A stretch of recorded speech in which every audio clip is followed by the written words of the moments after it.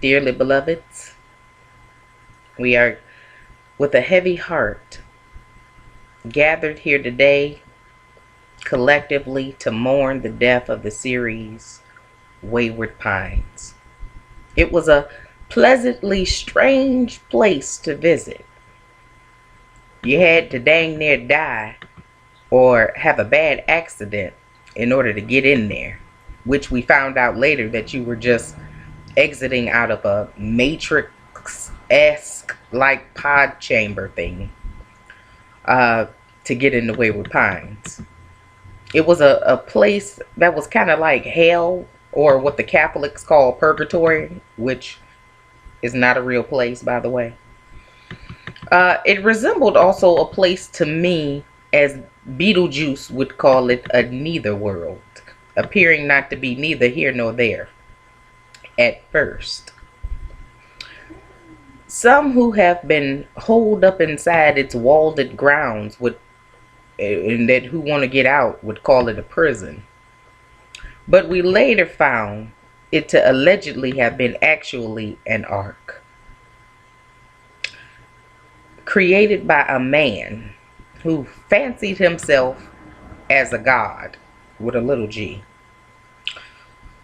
And that the year was actually not 2014 TV show air creation date year time, but the year 4000, you guys, 428. Now, we all tried to wrap our minds around that alleged fact, but most of us still can't, including myself. The inside was a resemblance of the old world, back before they had Facebook, iPhone, and PlayStation 4s. But the outside was a desolate landfill of a city and states in ruin, overrun by trees. I also can imagine animals and the aberrations, nicknamed Abbeys, which we were told was a degenerated human being with a quirk in their DNA. But we still really don't know the entire truth about them, except the fact that they look like demons, and the fact that none of us are ever trying to break out and run into any one of those in this life or the next. Now, to the main characters of Wayward Pines, I just want to say, starting with Beverly, played by actress Juliette Moore, who is a great actress. I actually just saw you in the movie Enough with Jennifer Lopez doing your thing. But Beverly, you tried to do your best to survive, and we not mad at you for remembering and mentioning your daughter. Only the controllers and the haters was mad. You were wrongfully reckoned, girl, and we will miss you. To Harold, played by actor Reed Diamond, he was the arranged husband of Kate, I say, we didn't really remember what happened to you at the end of this thing, or at least I didn't, and that's bad. I had to actually go back and re-look and find out what actually happened to you. Okay, and it was the brainwashed children of the corn kids who came into the jail and shot you down dead as you were defending Kate. But what was the good thing about you is that you were loyal to Kate's cause. Though to a fault, you tried. You didn't really give us any power moments, but you gave up those names to Agent Burke in the end. So you did your good deed doing in that. To Ben, the son of Teresa and Agent Burke, played by Charlie Ton, you annoyed us to no end with your typical teenager know-it-all smart mouth backtalk. And even though we couldn't stand you, we didn't collectively vote you off the series by wishing you to die off just yet. Mostly because we felt for you. We felt for you a bit because Miss Fisher was brainwashing your mind so much. And we actually wanted to give you a little bit more time to get yourself together. And also to see where the brainwashing was going to go. We didn't get a chance to see none of that. But we would hope that you would have eventually stood in your father's honor and character as well by getting the people in those abbeys together by the rifle of righteousness. So take care. Now, Miss Fisher, to you, you brainwashing psychopathic teacher, played by Hope Davis, who is as twisted as this Twizzler I'm about to eat. Let us say that we still can't stand you. Now, somebody think I'm wrong because she died and you not supposed to say bad stuff at people's eulogy and stuff. Let me tell you something. Don't have me come to your funeral stuff. And just, if you RSVP people, just say, put on there, don't invite Truthseeker. Because if you're unsaved, unright with the Lord, don't have me up there. I'm going to get up there. I'm going to tell the truth. Alright? You don't like it. I have absolutely no peacekeeping things to say about you. Except maybe I'm glad your face didn't break when Teresa slapped fire from it. She let you live another day for the aberrations to come in and eat your soul. And zero cares were given by us. It was a deserving end to your life's work of mind foolery on those people's children. Your brainwashing is the reason a whole generation of children are messed up to the point where they locked away all the adults. You are deserving of everything that you get in punishment for that. And I mean it. And I'm done. Next to Teresa, played by actress Shannon Sosaman. Honey, you slapped fire out of Miss Fisher. And we were here for it. Now, you really didn't give us much likability in the beginning. I'm not sure if for many, if at all. I really wasn't here for, I wasn't warmed up to your character just yet. I mean, we just kind of felt sorry for you because your husband cheated and left you for a Jezebel co-worker. And the fact that you had a wayward, rebellious, disrespectful son. All of which was no fault of your own, really. I mean, you tried to hold the family together, but it just didn't work out. Now, I'm sure had the series went on, you would have found a good Wayward Pines man. Because we all know it wouldn't have worked out with you and Sheriff Burke as like the last time. But kudos for keeping your head up. And for nosying yourself down into that bunker and finding all of those videos with the truth in it for us all to see. You were brave. A very brave soul for doing that. So we commend you for that. To Nurse Pam, played by actress Melissa Leo. Well, you scared the crap out of us in the beginning. And that was a very good thing for drama TV. So you did your good scaring in this season. It was nice also to see the other end, the softer end inside of you though. We're sorry that you didn't get a chance to make any real changes around Wayward Pines, but you get an A for effort.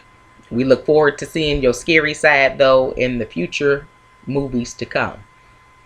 We know we will see you again. To Kate, played by Carla Gugino. Just like the teacher, Miss Fisher, you equally disgust us. You carried on an affair with a married man with no remorse, and for that reason, we can't stand you. I will not say that we hope you die, but if we are driving by and an Abby leaps over the fence, comes for your life and soul, we will not stop the car, but only to film the incident with our cell phones, then stab off down the road, get to a safe place, and upload it on YouTube and Facebook for likes. I'm just saying. You dirty. To the former Sheriff Pope, played by Terrence Howard, we say you were a manipulative, wrecking, happy, controlling, rum-raising, eating bastard, but we loved your part in the show. When you were killed off by Burke and drug off by the Abbeys into the forest, we threatened not to watch the rest of the series, even though we recanted later. You left a fearfully eerie mark impression on us that we liked. You did a great job. We know you had to go finish filming the second season of Empire, Terrence, but we were glad to have you stop by. You gave us life in theatrics. We will miss you. To Agent Burke, played by Matt Dillon. We wasn't sure if we were going to like you at first, Agent Burke. You cheated on your wife, you left her for your co-worker, and ultimately took Sheriff Pope's place, a man who gave us the bad guy life. But you surprised us and won us over within 2 episodes. We thought you were crazy for climbing over that wall into Abbey territory and camping out there all night, but it was brave. You fought the good fight till the stupid ending, and I will be going in on you for it towards the end of my review. But nonetheless, we grew to like you, and we will miss you too. You were an upstanding and outstanding sheriff until the very end. Take care. And last and certainly least, Dr. Jenkins, BKA Pilcher, BKA Petty Pilcher, the founder of Wayward Pines, played by actor Toby Jones. You were a weird little man. Though we all could appreciate your attempt to save humanity, but the clear and unrefutable fact remains, you are not God. You tried to play God. At the end, showed that you couldn't handle the attempted position. Your own sister shot you in the head. And to us, it was actually a mercy kill. Because had it been up to us, we would have thrown you outside to the Abbeys for shutting off the power and letting them in the last episode. And no one cares. No one would give not one care. You are a child of the devil for controlling those people and keeping the truth from them, much like how our government does today. But funny thing about the truth, it always comes to light. As much as you try to bury it, the end result will be a final result of dishonor and potential death to those who try to suppress it. Your ending was just cause and effect, and that's all to it. You did all of the most just to, in the end, cause everyone to be killed. Only the brainwashed people will keep your name in their mouths as a positive, but none of us who live in the truth. You are petty, a very petty soul, and you will not be missed, sir. Not by us. So good day. So, with that virtual Wayward Pines recap funeral / eulogy over, let's get to Wayward Pines Season 1, Series Finale, Episode 10 review, you guys. I'm telling you. You guys. Alright, here we go. So, the Abbeys finally come to town. Let's go in. So, Ethan and Kate and Teresa and them, they're trying to get all the people to safety. But my thing was, where were they going to hide all these people from these Abbeys? I mean, it was Operation Game Over. The game was over when they broke over that fence. I didn't see where they could have went to hide from them things. Those things were everywhere. And they were trained in the woods, these Abbeys, for, generations. So they know how to climb trees and scale buildings and, leap far and wide and do whatever. Just crazy. Where can you hide from something like that? Entities like that. We see Nurse Pam trying to reason with Pilcher to turn the lights back on, but he just detained her by the guards.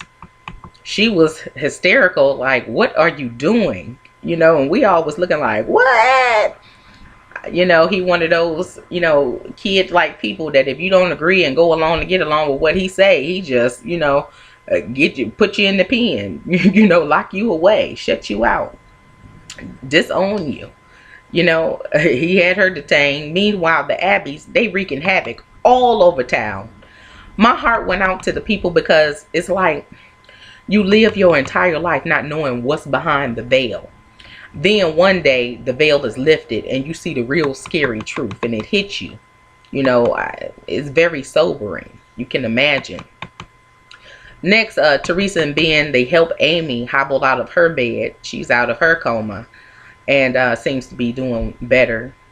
They help her to so-called safety. I don't know where is it safe in that place. My heart was racing when Teresa and them got to duck in the Abbeys, and she tried to close that door, that little half open door, and the Abbey reached out and scratched her arm, and then Agent Burke, he rushed in there and he shot and killed it. And I was kind of concerned, like, you know, is that thing gonna get infected? It was on her arm, and I was just like, ooh, infection, you know. I think she grabbed some stuff for her arm and they went on.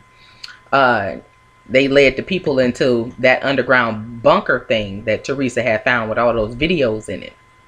The teacher said that it actually led to where Pilcher is inside of the mountain base, and she gave up the code to the elevator that was going to take them up the mountain. I mean, at first she tried to oppose, and you know, but then Ben came out and was like, Pilcher did all of this, you know, because she wouldn't listen to Bert and Kate when they tried to tell her Pilcher is responsible for all this. She's like, no, can't be, you know, no, he's like our God. No, he did all of this, Ben said. Didn't you say he watch over us? Well, what happened then? Where was the warning? Where was the alarms? Where was the sirens? None of that, because he decided that it was game over for us and let the Abbeys in. So she gave up the code, but she ended up staying behind, you know, talking about other people who are going to come. She's going to watch out for the door. Child, it got really real really fast. Pam got put into a hibernation chamber. Kate and Ethan kept running off fighting Abbeys together like Mr. and Mrs. Smith. Ethan gave Teresa a walkie-talkie and ventured up the elevator with Kate to clear the way of the guards that's posted at the top. You can actually still see the immoral love there between them when Bert took the bomb from her and to go back downstairs to get the rest of the people. Child, all of a sudden the Abbeys broke in. They killed the teacher, Megan Fisher, ate her soul real quick, then came up for the rest of the people. They were able to get safely inside the elevator, but once they nearly got to the top, Agent Burke and Ben and Teresa and them, the elevator stopped, and the Abbeys began to climb up the elevator shaft to get them. Can I tell y'all, I was terrified at this point. Like, I was trapped in the elevator with them demons. I mean, that has to be terrifying. A very terrifying experience to see something like that. It's like we live in a place where we are not used to seeing things like that, except through movies and hearing people's testimonies of their dreams of, or maybe having a near-death experience where they may have died and went to hell and saw such creatures. So to see it in real life has to be a horrific experience, you know. So they, after they yelled, they ended up boosting Ben up, you know, through the roof. Ben yelling, we gotta get out of here, we gotta get out of here, and he was pointing upwards, and it was a way to get up through the elevator into the shaft. And he went and he saw a ladder, which was how the Abbeys was able to get up there, and everyone ended up climbing out except Agent Bird. He said his goodbye with a kiss to Teresa, which she should have known something was up. He told Ben to go, you know, gave him a dap and told him, go take care of your mom now. I'm right behind you. We knew he was lying.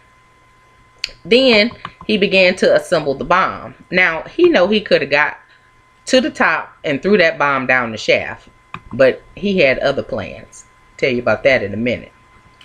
Then you hear Pilcher, Petty Pilcher, over the speaker, having been watching Burke through the elevator camera. He gonna say, "They're going to get up the shaft and kill everybody. I told you that revealing the truth was gonna be the death of Wayward Pines." No, you caused the death of Wayward Pines. How many decades and thousands of years had y'all been safe? Until you cut the power off, until you closed the lights on the town and let the demons in. The demons said, "Up, ain't no more lights. Let's go. It's our time." Okay, Private Petty First Class is who you are. Anyway, Kate busted in with the machine gun trained on Pilcher. She was ready to shoot. Okay, she was trying to get him to turn the power back on, but Pilcher refused and went into an old Obama speech about the preservation of humanity and about his ideas coming to light and how she can't kill his ideas. And those were his last words, because his ideas faded into nothingness because a bullet from into the chest came by his own sister came through. Nurse Pam came and she shot him in the chest, and his ideas died with him on that floor that day. They ended up cutting to the next terrifying scene of Burke sitting in despair on the floor of the elevator as the Abbey's hands reached up through the floor and grabbing at him. I was afraid. I was scared. Okay, I was scared, because it was like that scene right there was like what nightmares are made of. They hit us with the sad music then, and I got emotional because I knew right then what Sheriff Ethan's plan was to be. A kamikaze suicide move. It upset me because it was stupid. The explosion was only a temporary band-aid for a greater problem. There are hundreds of thousands of Abbeys out there, if not more. And he took himself out prematurely and therefore will not be able to help the people. Though they tried to show us this flashback of his final thoughts, alleged final thoughts of his wife and kid, having a birthday party, blow out the candles, trying to throw us off with this old, tired, late, lame Hallmark card, like birthday memory. But I'm not here for the foolery. I'm here to tell the truth. And you here to hear me tell the truth. So here it is. He killed himself because he knew the truth, which was that there was nothing left outside of Wayward Pines. And he was still in love with Kate. He knew there was no way that they could ever run off together like they did or had planned before. They would have to actually live in judgment and under the watchful eye of the town's people and his wife and kid. And he couldn't be with Kate the way he wanted to be. He would have been hurt his wife all over again and son. He did not want to live miserable like that, because he for real just wasn't in love with his wife like he was Kate. And it wouldn't have been enough for him to stay with her while Kate was there. He felt there was no hope. You saw him, just all in despair and hopelessness, sitting there on that floor. Any man who loves his family and want to be with them, he wouldn't have killed himself so prematurely. Now, had it been a case of whether it was either him or his family surviving or getting ready to die, then yes. But that wasn't the case. We all know that. The truth about that. The real truth to deal with. He would have climbed up to safety and threw those bombs down the shaft so he could live another day to protect his family, if it was all about thinking about his family like they were trying to portray. So he kills himself for that reason. And I'm not here for him for doing that. For that reason. You all can say how you feel on this one, as you do what you do, but he gets no kudos from me. None at all. Ben, he opens up the door after the blast. The bomb goes off. He's yelling for his dad. He poked his nosy head out there and got hit with fallen metal debris and gets put in a coma for 4 years. He wakes up to Nurse Amy, who just graduated the week prior, And she tells him that he's actually been out for 4 years and that all the adults have been locked up by the Wayward Pines, heavily brainwashed children of the Corn Town kids. He jumps up hysterical as anyone would and walks around the town, and it again looks like old Mayberry Wayward Pines. He sees a statue in honor of Pilcher. He didn't obviously see hanging in effigy this person that they had that was looking like his dad, but hey, it was there. We all saw it, even if he didn't. Now, in my opinion, this series ended terribly. They could have did a better job. I guess when you have an all-star cast like that, you can't really keep a series going because the stars probably have like other movie obligations and contracts. But it was a good run, you know. One of my truths told me that the series ended because promoters of the show made a mistake and promoted it as the series finale instead of the season finale. Now, I highly doubt that they would make much of a blunder mistake like that. And even if they did, they could have updated it as the season finale later on or whatever. But they may try to do a season 2 because it was left open in the end. I doubt I'll be watching it. One reason is because I just don't like Ben, and 2, I fear that it may get a bit cheesy.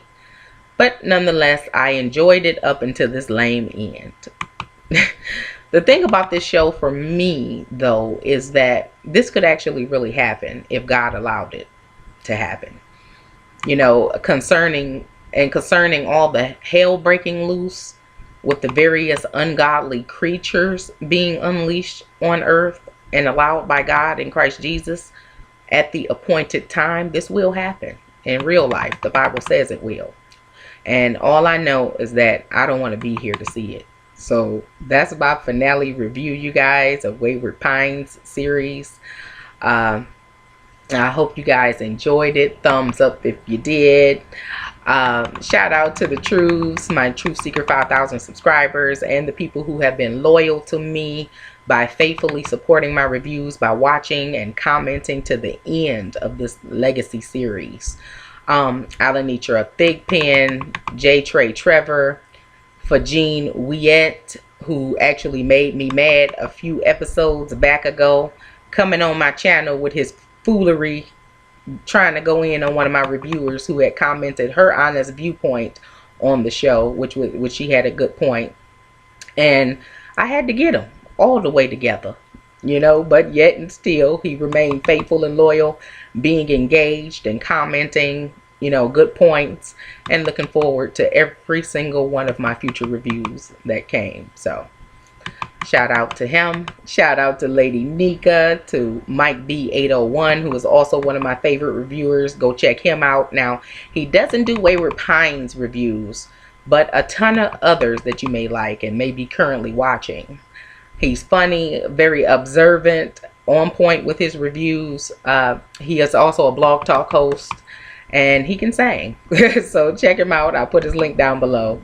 Thank you also to those who watched in silence. I know you were there because the view number stats don't lie. It was always over 100 views every week, and I appreciate you all as well.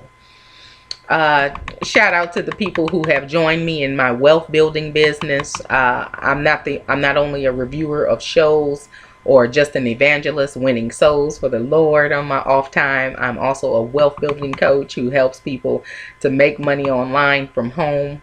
I am the co-founder of the Wealthy Elite System, a training program that teaches people how to build and perfect their online and offline businesses. My partner is Mr. Cameron Fields, who is a multi-million-dollar earner, trainer, and businessman. We have some awesome things in the works for people struggling financially. I have developed a challenge called the Wealthy Elite System Fix My Finances Challenge for churches and their congregations to generate a lucrative income to help pay those bills. I'll actually do a separate video that goes into more detail, so look out for that in my next coming video. Go to my business channel, Building Your Wealth with Dawn B, and watch my current presentation explaining what the Wealthy Elite System is, what we do. Go to buildingyourwealthwithdawnb.com to see the tool that we're using with our system for people who may not have a business, or anyone who does have a business, just want to make some extra stream of income. Anyone can make money online. So connect with me if you're ready to take your income to that next level. We currently have over 2,500 people in our group who we are working with getting plugged in, which is another reason why I'm late with my review. But I have room to work with about 12 more people directly within next week. So get plugged in, contact me on Facebook at Truthseeker Anderson, and inbox me or call me on my business line, 734-707-7899. If there are any spots left, I'll add you to my list. I'll have someone contact you from our team to get on board. I also lead a group of remnant soldiers for Christ, a team of saints living in cities and different states from all over. I train them, and we all go out into diverse regions and areas of our regions to witness the gospel of Jesus Christ. So shout out to them. I will also be doing a video on that as well. The Holy Spirit told me back in 2013 that he was raising up a remnant of saints to go out into the streets and spread and do his commission work. And he has made good on his word as usual, and I'm humbled to be a part of it. So as long as we are here, which will not be for much longer because he's coming back, you definitely want to get your ducks in a row. Okay, beloveds, he's coming real soon. So if you're interested in joining the team, contact me. With that being said, it's been a real pleasure to have been a part of this Wayward Pines Series legacy, and to have you all in it with me. It was a good run, and it was gone way too soon.